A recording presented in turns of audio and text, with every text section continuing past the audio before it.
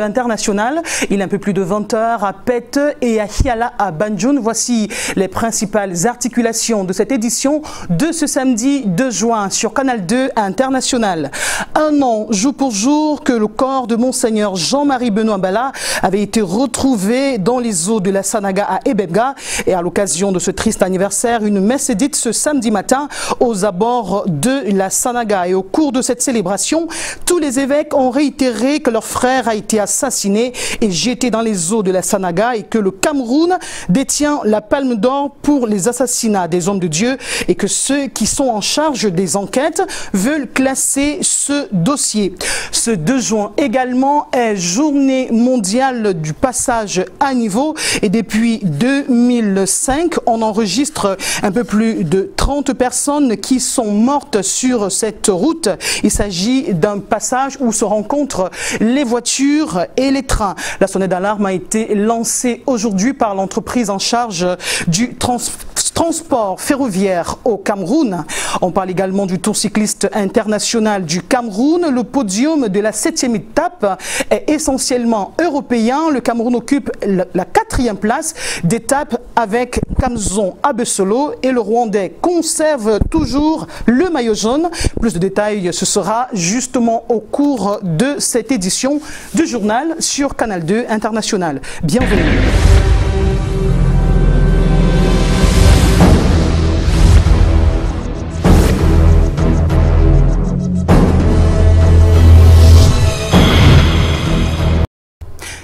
Mesdames, Messieurs, bonsoir. Bienvenue au journal. Du mysticisme en plein air dans le Bami-Inoubou, précisément dans la ville de Bafia. Une femme taxée de sorcière a été appréhendée par les populations. C'est ce que nous disent Bran Kamga et Espoir Baïha, notre correspondant dans le Bami-Inoubou. Quartier Bono à Bafia, ce vendredi matin, la population célèbre la victoire du Christ sur le démon. Le trophée de guerre, c'est cette femme qui a mystérieusement atterri dans un domicile, court-circuité par la prière. Je prends dans le sujet de prière de mon fils à la maison, c'est où j'entends sur ma toiture un grand bruit. Et quand j'entends le bruit, j'envoie dans le feu du Saint-Esprit. Et je bloque, je renvoie et je commence à prier. Donc à l'intercédant, je dis que celui qui est ancré sur cette toiture, qu'il soit frappé du feu du Saint-Esprit et qu'il soit frappé d'aveuglement, c'est là au nom de Jésus. C'est comme ça que je continue à prier. Et quand je prie, dès que je finis de prier, je me lève, j'entends qu'on a arrêté une sorcière qui a atterri là-bas. Deuxième victime dans ce quartier difficilement accessible, cette femme qui, attirée par un chant, s'est courageusement rendue aux toilettes. Question de découvrir son auteur. J'ai trouvé la femme ou une fille, vieille maman, qui était assise à côté des toilettes. Je lui ai demandé, est-ce que nous sommes avec toi? Est-ce que nous sommes dans les réunions avec toi? Qu'est-ce que tu viens chercher si apparaît à 4 h du matin? La dame, visiblement quinquagénaire, est inconnue des habitants de Bono et refuse de s'exprimer. Par les prières et du sel béni, elle est neutralisée. On dit de parler, au fil de parler, elle se plie, on tape avec les feuilles de macabo, elle se plie, elle est au fil de parler, on les a portés, nous on les porte, on les amène en route que toute la population doit voir. Ce phénomène mystique est très répandu en Afrique sous l'appellation d'avion de nuit. Elle serait donc entrée en collision avec les prières matinales. La scène qui a drainé du beau monde au quartier Bono dans le chef-lieu du Mbame-Inoubou, réputé pour ses faits divers, s'achève au commissariat où cette femme taxée de sorcière est remise en tenue d'Adam et Ève aux forces de maintien de l'ordre.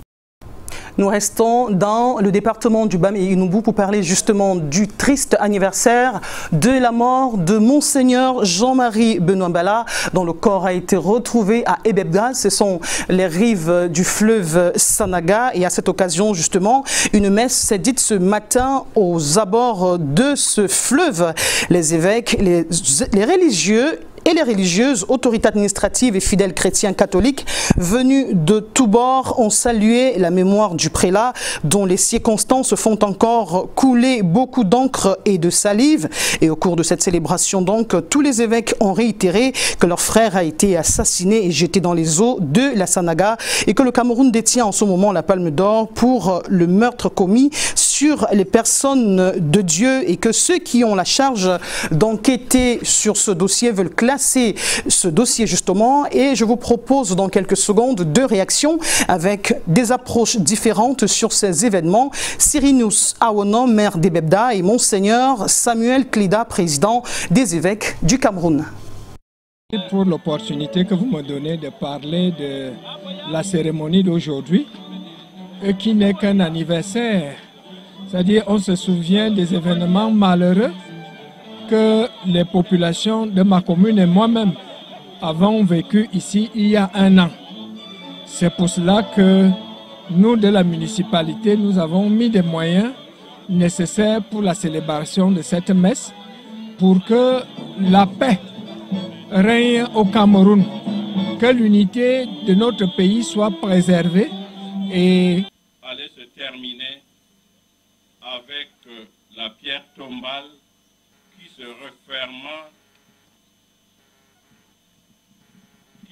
reforma le 3 août en la cathédrale Saint-Sébastien de Bafia. Cela ne pouvait se concevoir. Nous, les évêques du Cameroun, vous prenant à témoin devant Dieu, vous, fidèles de Jésus-Christ, avons saisi la justice camerounaise, nous constituant nous-mêmes partie civile, afin que la lumière soit faite sur les causes de la mort de notre frère. Nous l'avons fait comme il se doit. Et nous osons bien croire que le dossier de l'assassinat de notre frère Jean-Marie Benoît ne connaîtra pas la même suite que les autres. Silence total, silence complice. Nous voulons connaître la vérité. Voilà ce que nous attendons.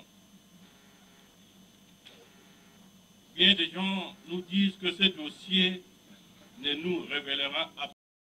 Nous y reviendrons ce samedi 2 juin, journée mondiale consacrée au passage à niveau. C'est l'occasion d'interpeller les usagers de la route à plus de prudence lorsqu'ils s'engagent sur un espace où l'on retrouve en même temps une voie ferrée et une route. C'est également l'occasion pour l'entreprise en charge du transport ferroviaire au Cameroun de sensibiliser les populations à ce sujet.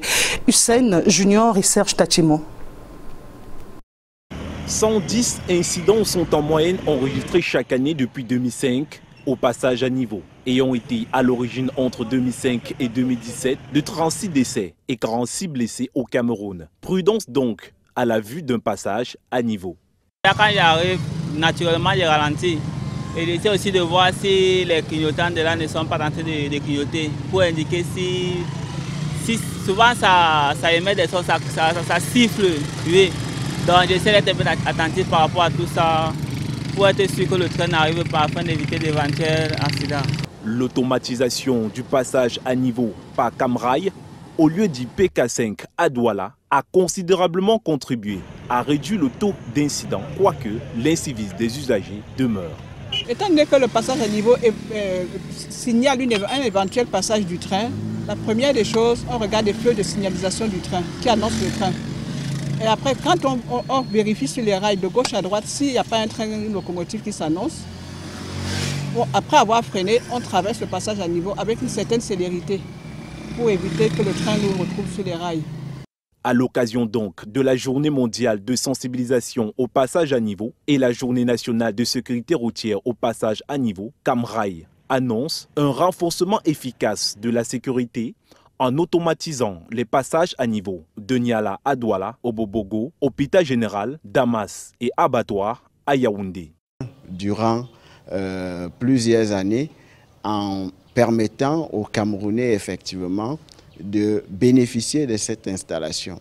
Et en grande place, il y aura également la sensibilisation, parce que pour quelques règles que nous pouvons revenir, lorsqu'on traverse un passage à niveau, il est important qu'on comprenne qu'on doit céder le passage. Et céder le passage suppose qu'on doit marquer un temps d'arrêt et on doit traverser le passage à niveau dès l'instant qu'on est sûr qu'on peut dégager le gabarit ferroviaire. Nous rappelons que le gabarit ferroviaire, c'est 2,5 mètres à partir de l'axe du rail. Et face à l'incivisme des usagers toujours croissant, le slogan est « Respect de l'arrêt à distance raisonnable à l'approche d'un train ».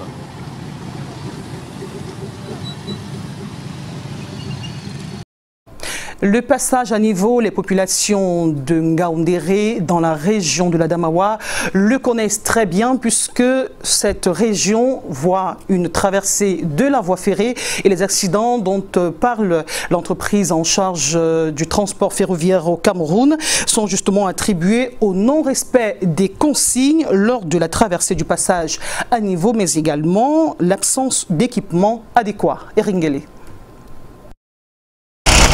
Pas d'activité de sensibilisation, pas de campagne d'éducation des usagers et des riverains du chemin de fer au passage à niveau et à sa traversée en Ngaoundéré.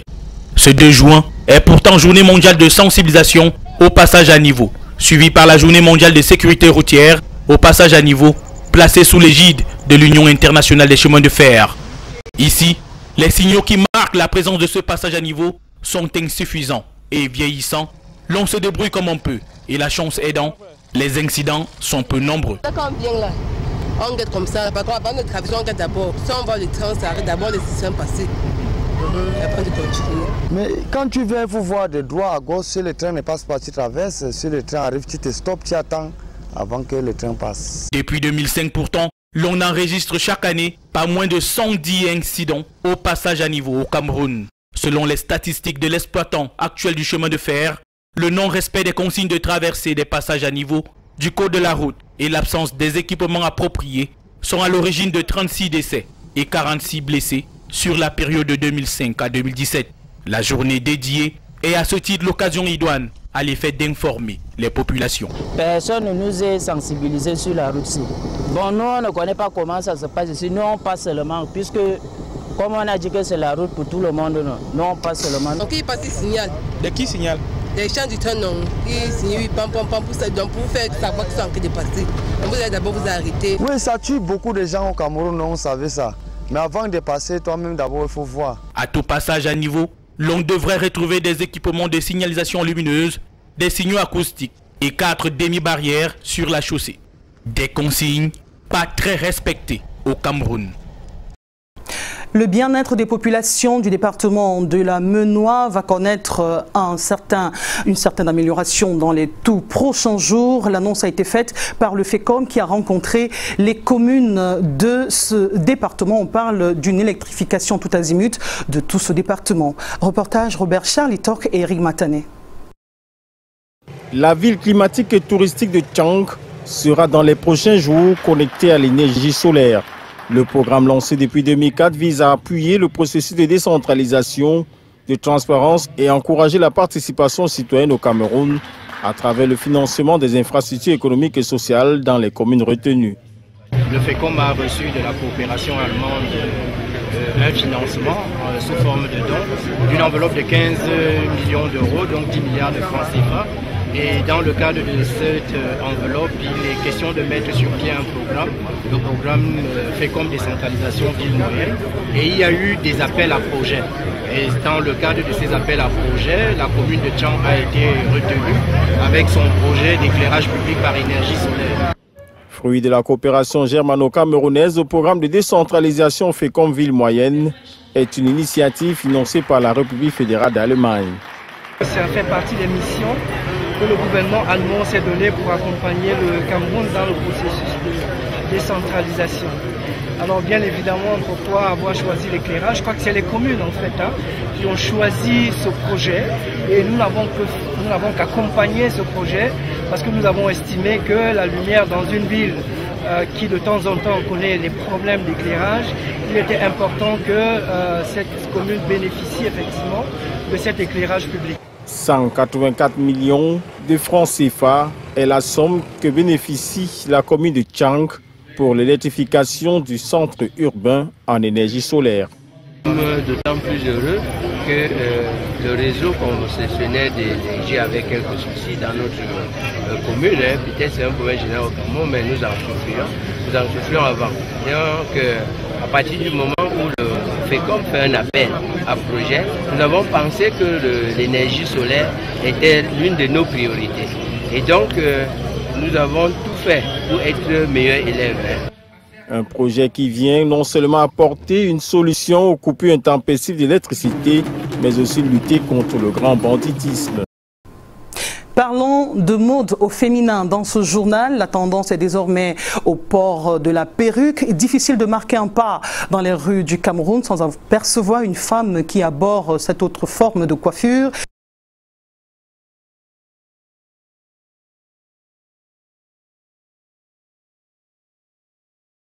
Dessous du seuil de pauvreté. Henri Tchinda. La tendance est aux perruques au Cameroun.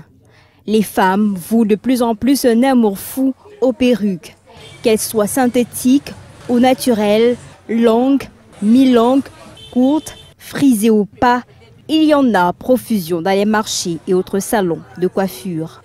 Commodes, pratiques et surtout élégantes, les perruques font l'affaire des femmes parfois en mal d'inspiration pour trouver une belle coiffure. Surtout celles qui ont un crâne rasé ou alors de vieilles tresses. Pour fabriquer une perruque, ça dépend. S'il y a la coloration, ça va prendre un peu plus de temps. Mais si il faut la faire nature avec la couleur comme elle est venue, ça prend aussi moins de temps. Donc ça peut varier. Si on la fait naturelle, avec sa couleur qu'elle est venue avec, ça peut faire presque 1 à 1h30. Mais s'il faut mettre la coloration, là ça va aller de 2 à 2h30 minutes. Cette astuce beauté n'est pas à la portée de tous, au regard de son coût. Si nous la faisons avec nos mèches, parce que généralement ici nous fabriquons, nous confectionnons nos perruques avec des mèches péruviennes, des indiennes aussi. Ça dépend, le coût varie entre 50 et 250 000 francs. Mais si nous les faisons avec des mèches simples, ça dépend. Si vous venez avec vos mèches par exemple, on peut le faire à 10 000, 15 000 francs. Dans certains salons de coiffure, la tendance à la perruque n'empêche pas certains professionnels de la beauté de continuer à vendre des mèches, à placer des greffes et réaliser d'autres coiffures. Nous avons tout genre de mèches, des qualités différentes, des ondulés, des mèches droites et de toute taille aussi. Nous recevons tous les jours des jeunes filles ici qui viennent se faire coiffer avec des mèches, ici à Obama Fashion, et qui se font aussi commander des perruques faites avec les mêmes mèches. Les perruques, faut-il le rappeler, ont été portées depuis des milliers d'années dans l'Égypte ancienne pour protéger les crânes rasés du soleil ou lors de certaines cérémonies. Parlons politique. Ils étaient en ordre de bataille. Les militants du Rassemblement démocratique du peuple camerounais se sont rassemblés à la place des fêtes de la communauté urbaine de Yaoundé. Il s'agit bien sûr des militants RDPC du Fundi. En seul mot, pas d'ingérence. Leur seul champion reste Paul Biya. Ghislain Pierre-Sono.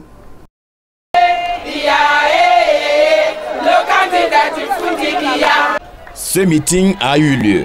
Celui qui a permis, sous un temps clément, aux militants du Rassemblement démocratique du peuple camerounais RDPC, circonscription de Fundi, de redonner de la voix. L'esplanade de l'hôtel de ville de Yaoundé aura servi de cadre d'accueil aux 7 sections sœurs. Pour entonner le chant, les responsables du parti dont voici quelques grandes figures, Gilbert Timiévouna, Philippe Bargamboa, André Mamafouda, des membres du gouvernement entre autres, qui avaient pris place à la droite des élus du Fundi. De tous les orateurs à la tribune et qui ont été ovationnés par la scène, l'on apprendra principalement que l'ingérence étrangère ne sera pas tolérée dans la vie interne du Cameroun et surtout, sur ces images, une motion de soutien qui appelle Paul Biya à se porter candidat à l'élection présidentielle de 2018. Je crois que c'est l'appel à la candidature de Paul Biya pour les élections présidentielles de 2018 qui s'annonce. Ça, c'est l'essentiel. Pour tout le Fundé uni, pour lancer cet appel, je crois que c'est un nouveau départ. Les groupes de danse traditionnels, si multiculturels, et tous les effets qui accompagnent le meeting sont un serment de fidélité à Paul Biya. Lui exprimons modestement notre satisfaction et nos encouragements pour le climat de paix, d'unité et la promotion du vivre ensemble dont il s'est toujours fait le garant fidèle.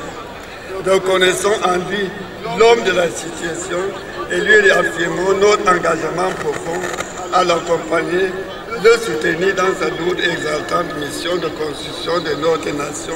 Si ici la place est noire de monde, c'est parce que le Fundi a déjà plébiscité son champion avant la lettre.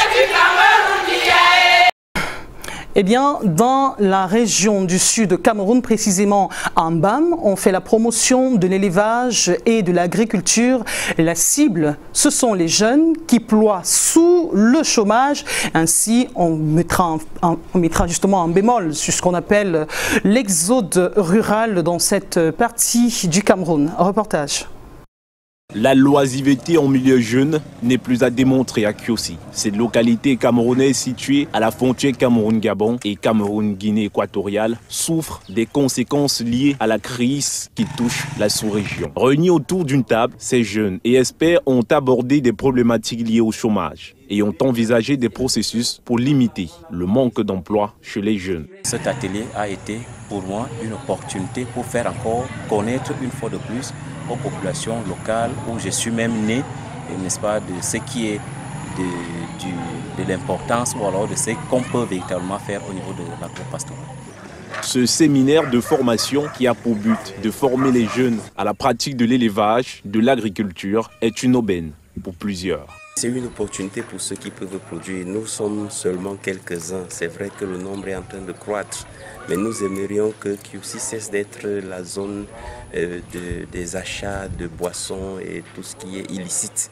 Il faudrait aussi que l'agronomie, que l'agro-pastoral soit une raison de motivation pour les jeunes désœuvrés qui pensent simplement à se ravitailler en carburant frélaté pour le vendre ou en boissons hygiéniques venant d'ailleurs sans pourtant payer des taxes et être en train de bagarrer tout le temps avec les services de force de l'ordre ou sinon la douane.